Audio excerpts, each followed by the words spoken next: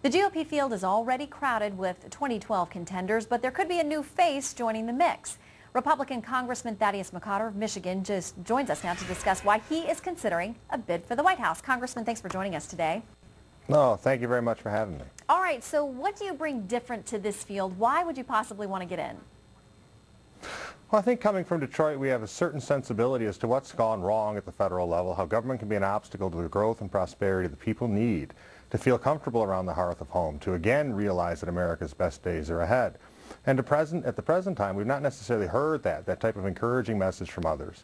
And I would hope that I could bring an articulation of that message into the candidates' forums, and maybe people would agree with it. All right, listen, you of course are known around Washington, and I'm sure in your district as well at home, as being sort of quirky. That's the word that's used, and I think you embrace it as well. How do you think that will be a plus or minus for you if you hit the campaign trail?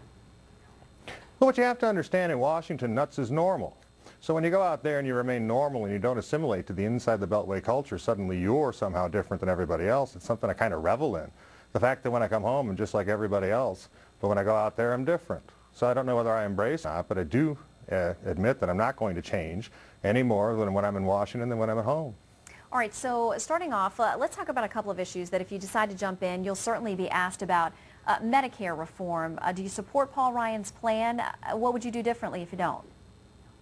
No, I voted for it. I think it's a step in the right direction when we start talking about putting free market powers and to put in patient choice within an entitlement program. We saw that with Medicare Part D, where we also put that in there to lay the groundwork. But you also have to couple that with supply-side approach to health care so that the supply of health care can grow to meet the demand. We can see innovations, have it patient-centered, allow competition to get the cost down in conjunction with the changes within Medicare.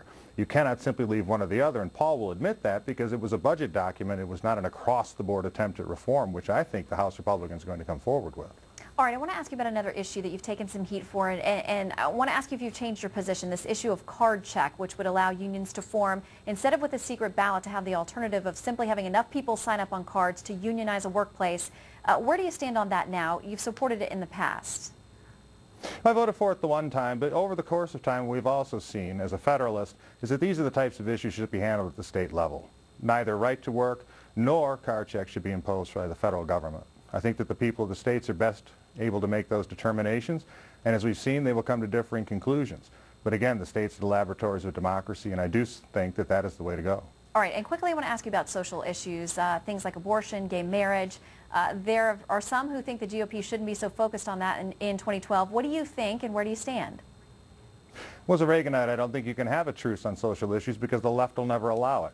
You have to remember that conservatives are fighting to defend traditional institutions and traditional virtues in the United States. It's the left that wants to uproot them radically and impose their amorality or morality upon us. So I think that what the conservative movement has to do is continue to articulate a defense spirited of these institutions and of these traditions, and not back away or not consider ourselves to be the problem. All right, Congressman Thaddeus McCotter, I think a lot of folks think you would be a very interesting voice to have in the mix for 2012. And feel free to come back to America's News headquarters if you want to make any official announcements. Thank you, Shannon.